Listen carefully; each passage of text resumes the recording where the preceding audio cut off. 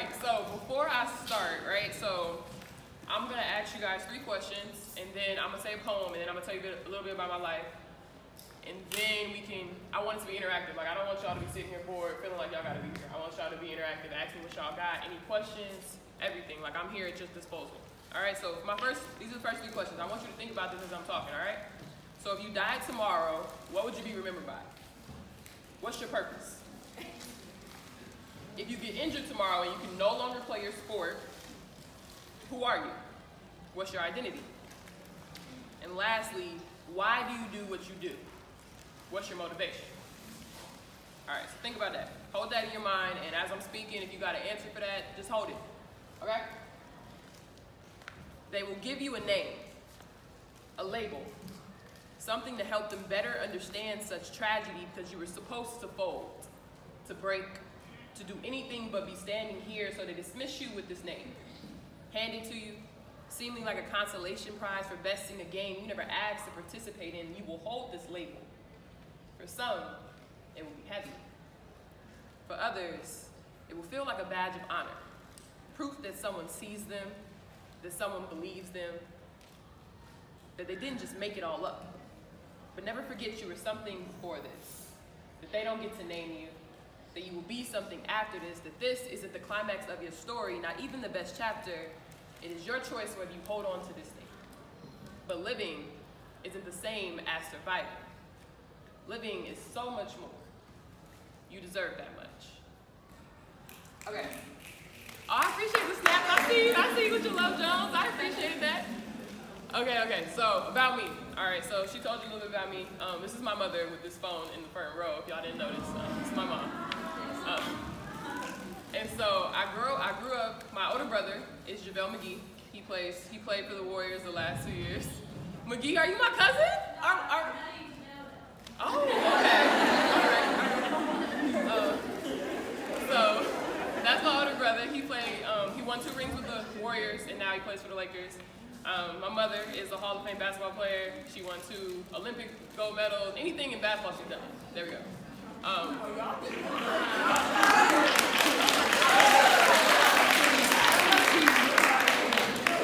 Yeah, so I come from sports, right? I come from sports. So when you hear that, and then people on the flip side, people be like, she talking about mental health, like she was suicidal, like that sounds crazy, right? They like, well, she got all this stuff. But I grew up in an abusive household. I was sexually abused from 8 to 12.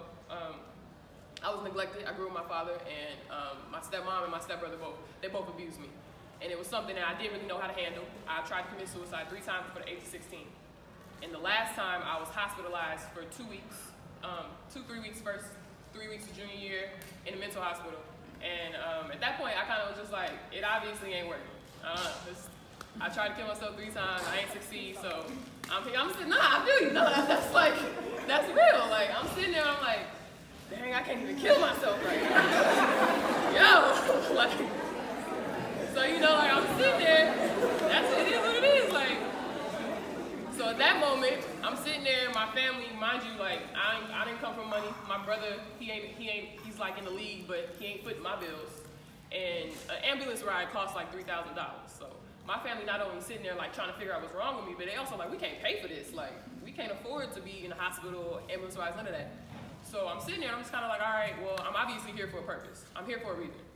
God's calling shots, not me. So I stick it out. I don't magically become better. I start getting high. My senior year, I get kicked out of school because I'm getting high. I get kicked out of my house as well. Love you too, Mom. And it's just a really hard time in my life. So I'm going to University of Texas. I'm a McDonald's All-American, WCA, all the awards, I'm getting them. But I'm still not happy, and my family don't understand because they don't know I'm being abused. I get good grades, I'm a bubbly personality. They're just like, you just being bad. Like, what, you sick of it? And so my coach gets fired. So now I don't even know if I have a college scholarship. And luckily, by the grace of God, my coach that got hired, who ended up being my coach for 4 years, she gave me a chance because she kind of understood what I was going through, and she kind of was just like, are you ready to get help? Like, are you ready to figure this out?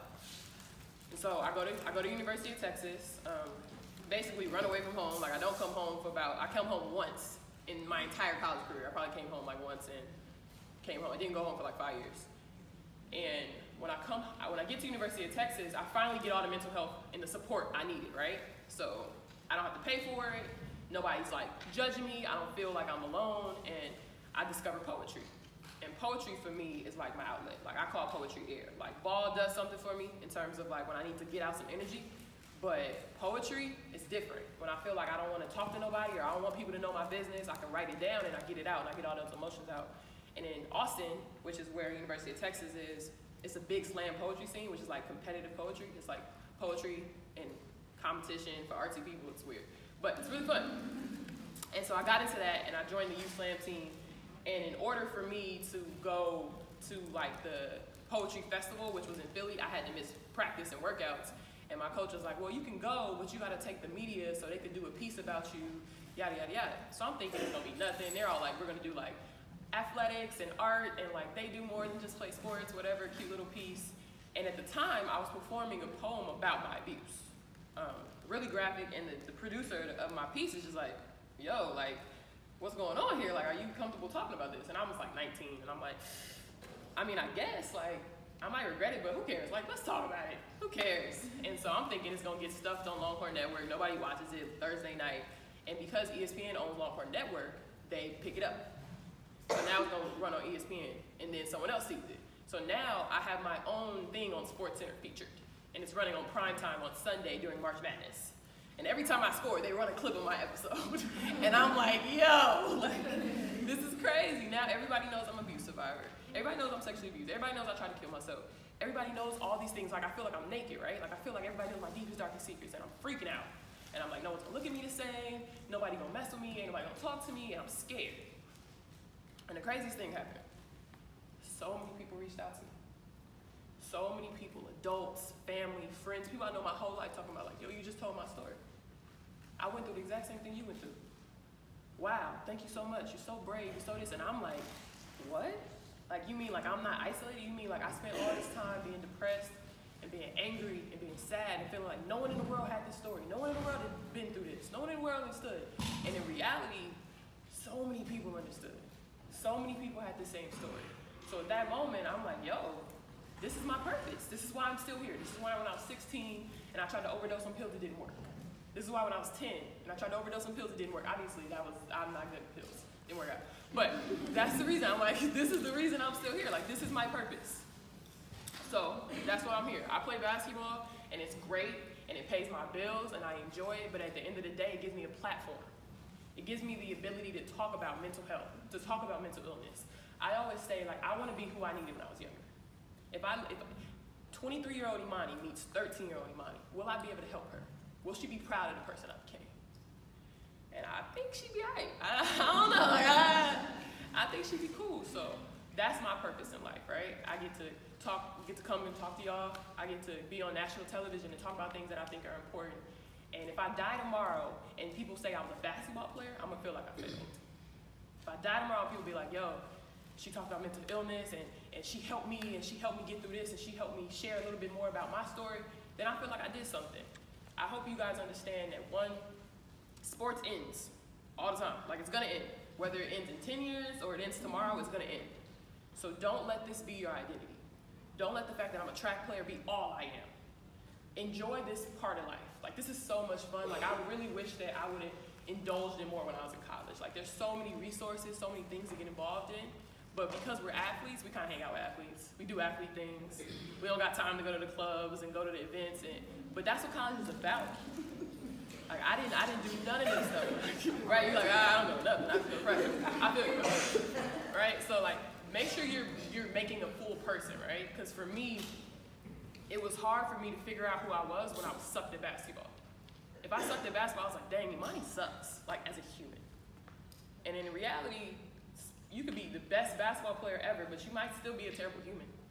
Or you could be the worst basketball player, but you're probably a pretty great human. So knowing that who you are as an athlete and who you are as a person are not synonymous, that you can be the best athlete you want to be, but that's never going to take away from who you are as a human. And you could be the worst athlete you want. That doesn't mean that you're not a great person. And so figuring out how you can get your worth off the court is something that you have to figure out soon and in this point. For me, poetry gave me that. Poetry gave me a purpose outside of sport. Speaking about my life journey and my life struggles gave me a purpose outside of sport. And for some of y'all sitting like, man, this is the craziest story. Like, I could never survive this. Like, this is so hard. And other y'all are sitting here like, man, we got the same story. Like, I thought I was the only one. And that's the thing. But you know what we all have in common? We still here. Did y'all hear that? Like, wait. This is the HBCU, so I can be like, Daddy preach. My daddy a pastor. But that's what we got in common, right? Like, no matter what we've been through, all of us got different stories. You probably can't walk in my shoes, but I can't walk in yours. But at the end of the day, we're still here. Like, that's crazy, right? Like, most of my friends still in LA. They didn't get a college education. They didn't get these opportunities. So I'm gonna answer the questions for you, right? So why do I play basketball? What motivates me? A check. Sorry. That's my mother. A check, like my mother said, because I majored in accounting and I make what I make being an accountant, playing in the summer, playing basketball. But also because there's so many people where I came from that didn't get this opportunity. So every time I wanted to quit in college, and trust me, I quit a lot. My teammates all know, like I hated running, I hated 5 a.m. workouts, all of that. I quit about 3-4 times in college. But I kept coming back because at the end of the day, I knew that everybody that I came from, they wanted to be where I was at. I knew that it was a cat at home that wasn't as good as, that was better than me, that I wasn't better than, but I got the opportunity to be here, so who am I to throw it away? Who am I not to do everything I can to make sure I'm doing the best I can for the people at home that want to be in my shoes? What's my life purpose? I told you that, to be here. And why am I motivated? My mom motivated me. My grandma motivated me. Everybody I know that put something in my life growing up, that was there when I was suicidal, that was there when I was crying, that was there when I was winning, that was there when I was up. All them people at home that's rooting for me, people that I don't even know that's rooting for me, that's why I do it. So yeah, I'm done talking. Ask me questions. Let's talk, let's be friends, let's liven up. Thank you. So what y'all got for me? I'm gonna start picking on y'all like we in class in a second. Somebody.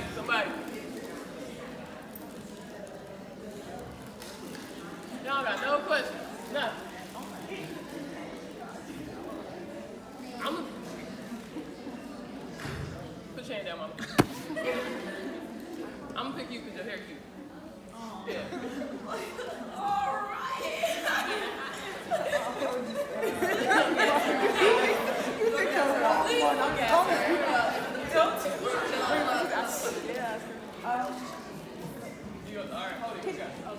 Okay, how did you feel with like your mom not being around when you were going through what you were going through? You asked a tough question off the bat. I gotta go home here. Ask you more questions and you come back. So the situation with my mom and my dad, they got separated when I was younger.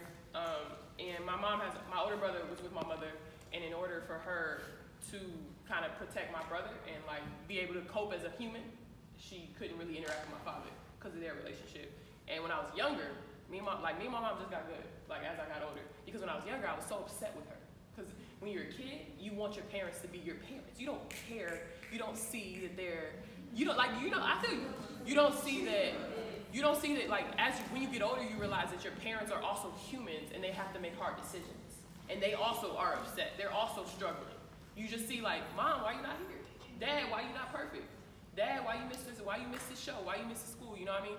So now that I'm older, I completely understand the situation because I'm like, she had to make a decision that was best for her and my older brother. And it happened to be a detriment to me. And I'm able to forgive her. But growing up, I was really angry. So to answer your question, as an adult, I can see that it's hard. And it's hard for, and I like to say like, and me and my mom have this conversation, hurt people. Her and my father probably wasn't ready to have a kid. And they probably shouldn't have been together. So my child. Amen. but we got her. You know what I mean? So my childhood, my dysfunction was a side effect of that. You know what I mean? Go ahead. What we got? It was a hand over here somewhere, right? It was something over here. I saw something over here. No? What you got? Javelle, what's up? So it's kind of going off of the question that she just asked. So like I know like as you got older you realized like the sacrifices your mom had to make, but like what advice do you give somebody that still is trying to forgive their parents for not being there?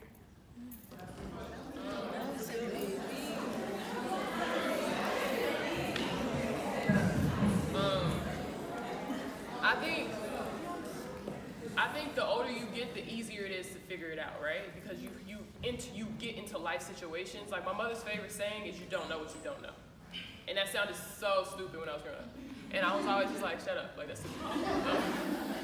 And now I completely understand, because until you have a kid, you don't understand what that pain is. You don't understand what that love is. Until you break up with somebody, you don't know what heartbreak feels like. So I always say, like, you gotta give your parents the benefit of the doubt. Get them that little leeway, because I hated feeling like I had to reach out to my parents or suck it up sometimes, but at the end of the day, this life is yours.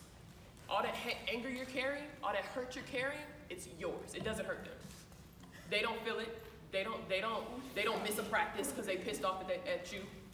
You know, like they still going to work tomorrow. And at the end of the day, like, I can be as angry, as hurt, as sad, as everything as I want to be at my parents for what they did or didn't do, but it's my life. If I never choose to talk to my parents again, they may be sad about it, but it's my life. So holding that, harboring that, it's only holding you down. Tell them about the part you said we can't take the past, we gotta move towards the future. My mother is still my mother. Even in the crowd, my mother is still my mother. She wanted me to tell you, so we've had plenty of fights and head knocks, and we also didn't talk for 2 years. And one of the things we kind of made a decision between each other was to say, you can never change the past, right? Like she can't go back and be there for all those birthdays she missed. I can't go back and uncuss her out. So we have to forgive each other for where we're at and make sure that we're not gonna have the same behavior in the future. And also while I'm here, this is a room full of women, right? And in college, this is the first time you're away from your parents, the first time you can talk to boys and or girls whenever you feel like, the first time ain't no curfew, ain't nobody checking your bed. This is my advice, right? And I'm gonna tell you this from someone who met her husband the first day of school. I'm divorced.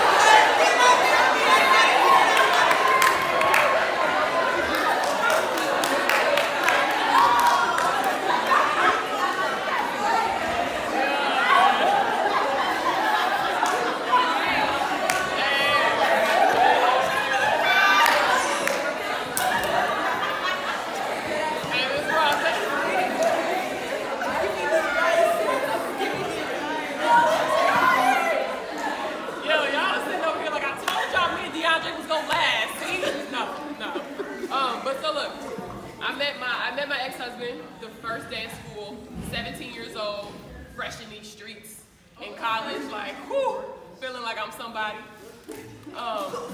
And I didn't bring any clothes to go out.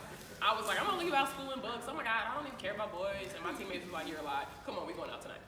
We go out, I meet him in the club underage. Don't do that. Don't do that.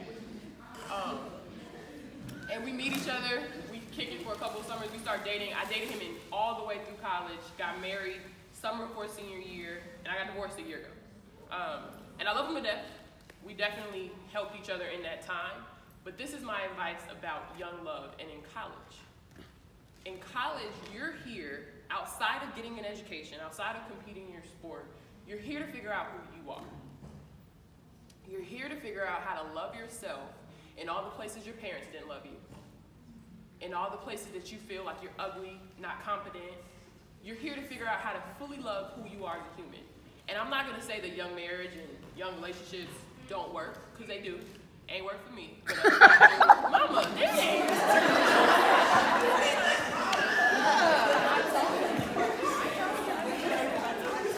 You know what I mean? But it works for people, but this is my advice, right? The reason me and my husband got divorced was because we were young, and when adversity hit us, because he was a football player, I was a basketball player, I graduated, he was still in college, I went to the league, he was still fat, and then he tried to be in the NFL, and I'm in the WNBA. When adversity hit us, we weren't mature enough to ask for help. We weren't mature enough to handle the situation within ourselves and say, I love you, I don't know how to get through this. we don't know how to get through this. We need to figure this out together. Instead, we use each other to hide everything we hated about ourselves. It was a lot easier for him not to look at himself and all the insufficiencies he had within himself because he had the WNBA player wife. It was a lot easier for me to ignore all the things that I didn't want to deal with because I was the wife, I was the football player, we were the perfect couple. But at the end of the day, marriage and long-term relationships are nothing but a mirror. Preach, come on now. Snap, snap, snap. All of these is a mirror, right? Snap. Okay, for those in the back, for those that did not hear me, marriage and long-term relationships are nothing but a mirror. When you're dating, I can go home, I can hide my ugly morning hair, I can hide my ugly morning breath. The things that I'm uncomfortable about myself, I can hide that. But when I'm in a long-term relationship or a marriage, I can't run from him. I can't hide things that I'm uncomfortable with. When I was in the depths of my depression, I had to show that to him.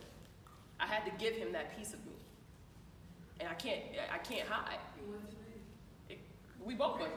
So if I'm not completely content in who I am as a person, when I get into this relationship and this person is pushing buttons that I ain't okay with because they know they can push it because they know me like that now, or I'm trying to run away from a situation, I can't run away from my partner.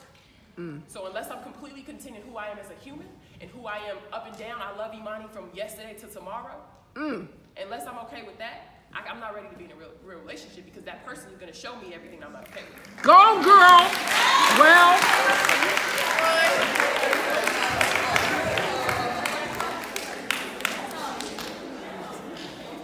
So yeah, my opinion on these relationships right now is it's great and it's awesome to be in love and having sex, be safe, but at the end of the day, like if it's not bettering you, this person not pushing you to do better, this person taking you away from your goals, you don't need it. This time is for you. College is about you. I promise you, every dude, every female gonna be there tomorrow. That's all. Oh, okay, I see you in the back. So what we got? Anybody? What we got? I need another question. Okay. So you talked about how you're an abuse survivor. Have you forgiven the people who abused you? Also two-parter. And then what advice would you give for other people who maybe in the room that are going through that experience? Okay, good stuff. She asked me, one, have I forgiven the people that abused me? And two, what advice do I have in getting over that? That's hard. I would love to tell you that I'm completely over it and that it's something that you get over, but for the longest, so I was abused from 8 to 12, and the way I was taught abuse was through social media and pop culture, TV. So like my favorite show is Law & Order SVU. I don't know if y'all watch that, that's my show. And so in my mind, abuse, sexual abuse especially, was the person snatching you from the corner, was the person catching you at the nightclub when you're drunk, whatever the case may be. But it wasn't somebody in your house. So in my mind, it wasn't if I didn't fight back, it wasn't abuse. And I'm 8 to 12, it was normal for me. I didn't fight back. It was just something that happened. I didn't scream, kick, fight. So in my mind, it was hard for me to cope with the fact that I didn't do that. And I'm also 6'7". I've always been tall. Obviously I wasn't 6'7" at the time. But my stepbrother was like 5 years older than me, and it was something that was normal to me. And today I could take him, you feel me? But in my mind, I didn't think that way at that age. And my stepmom, the same thing, she's a small little thing. But for me, it took me a long time to forgive myself for not fighting back. It took me a long time to relearn my body and to appreciate the fact that I have a sexual identity and I'm allowed to experience sex and be okay with that and enjoy sex. And just because I didn't fight back in that instance doesn't mean that there's something wrong with me. It means that somebody took advantage of me. And so for me, in terms of getting over it, it took a very long time. And I used to have nightmares. When I got into my first sexual relationship, which was way too early, lost my virginity at 16, that's when I started having really bad nightmares and figuring out what happened to me when I was younger. And so for me, it was about forgiving myself. And one thing I like to say is that at the end of the day, I'm still here, right? I love to say, like, one of my favorite sayings is, you know, people have been trying to break me for years, and ta-da, I'm still here. Come on. You know what I mean? So I forgave them not because they deserved it, but because I don't want you to keep living off my coattails. The better I get, I don't want you to be able to say, like, oh, I'm good. You tried, I'm still here, I'm good. So I encourage you to take the time to understand that it's not your fault, no matter what the situation. It's not your fault. It's never the victim's fault, because sexual abuse and abuse in general is an abuse of power. So if you were abused, it's not your fault. It doesn't matter if you fought back. It doesn't matter if you screamed, cried, indifferent. It does not matter. It isn't your fault. And secondly, you'll get through it. It may suck a little bit. It may be hard, but you'll get through it.